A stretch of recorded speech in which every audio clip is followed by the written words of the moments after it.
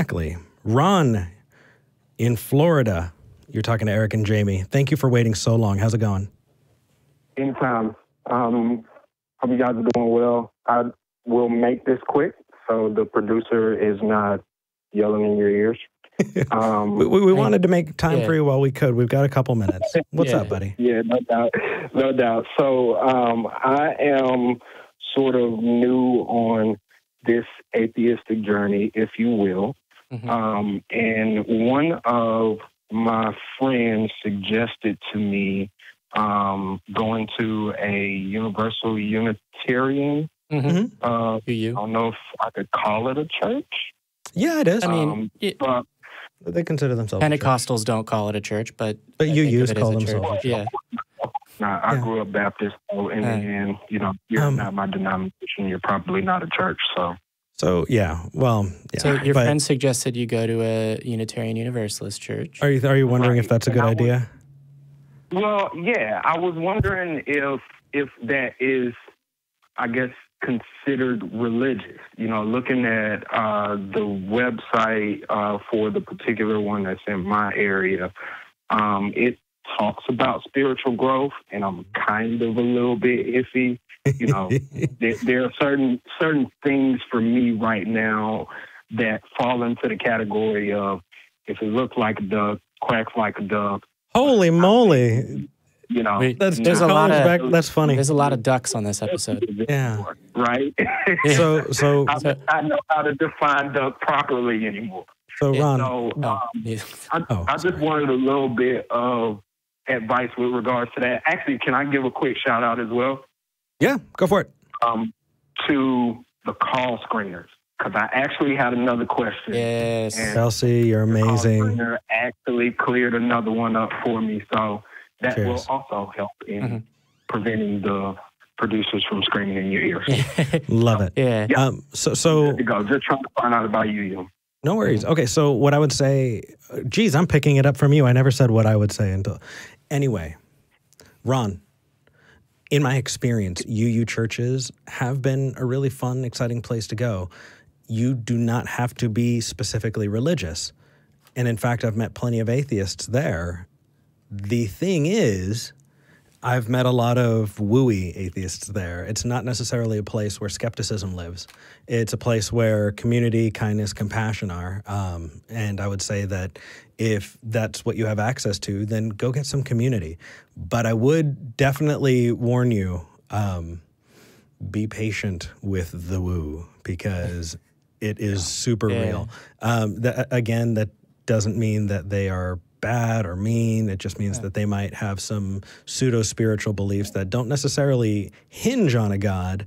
But, you know, as far as I'm concerned, I think UU churches are a really nice place for people to get together, even if they aren't skeptics. It's nice. So what I will say is, in my experience, they could be different. I'm pretty sure that they're not going to hate you, but I think when you go, you're going to think they're wrong. So as far as, man, I really want community. I don't know how active you were in your church or how much that made your social life and how much that's been impacted by you leaving the church. People go to UU churches, you know, all the time for community. There's the infrastructure. There's the people there. If what you're looking for is other people and community, that's a place to find it. I would also encourage you to look for local secular groups in your area. Yep, you guys both just hit the nail on the head for me. The thing the call centers helped me out with was I am looking for community and just some local support on this journey out of, you know, what I once believed. And it is the heavy thing in my mind right now is I was active in my church and that community is lacking, right? So part of it was trying to get some resources to find something local to me. And then also because of the suggestion of a friend of mine, I was looking at that more of a community thing. But then once I started kind of researching it a little bit and looking into it, I've got a daughter. So that was something that kind of gave me pause, because I'm seeing these things that are kind of like, this might just be a different form of a church, if you will. So, yeah. that's exactly I've right. found a whole lot less bigotry. Well, I think, is your concern indoctrination? And just sort of like more so, like trying to, one of the beneficial things that you guys have just talked about. So I've been listening to ACA stuff on YouTube for probably a good 3 weeks now. And nice. One of those things I have listened like and subscribe. to was Parenting Beyond Belief, right? Obviously, because I'm a parent. And so a lot of that is just not wanting her life to start off with that indoctrination, if you will. So that's the thing that kind of gave me pause, and I was like, well, let me ask. Wouldn't hurt, Sure. I definitely giving your daughter the best education possible and knowing all of the different things is fantastic. And I would say that you definitely don't want to insulate yourself from other opinions, especially when, if that is the best available, you don't want to push it away. But you do have great community that you can get online right here. And I wish you the best, man. And I love that you brought up Parenting Beyond Belief, because that is a show that not everybody knows about. Parenting Beyond Belief is an ACA production, and it has Claire Woolner, who's from Godless Bitches and who's also the president of Foundation Beyond Belief. Yeah. It has Dale McGowan, author of Parenting Beyond Belief, the book that it's named after. Yeah. It has Joy Heinrich, who also did a book about parenting. It's also Mandisa Thomas, founder and president of Black Nonbelievers, is often on and is one of the regular hosts that cycles through. Kendall Hopkins. It's a pretty star-studded cast. I really enjoy it. I wish more people got to find out about it. I'm glad you mentioned it.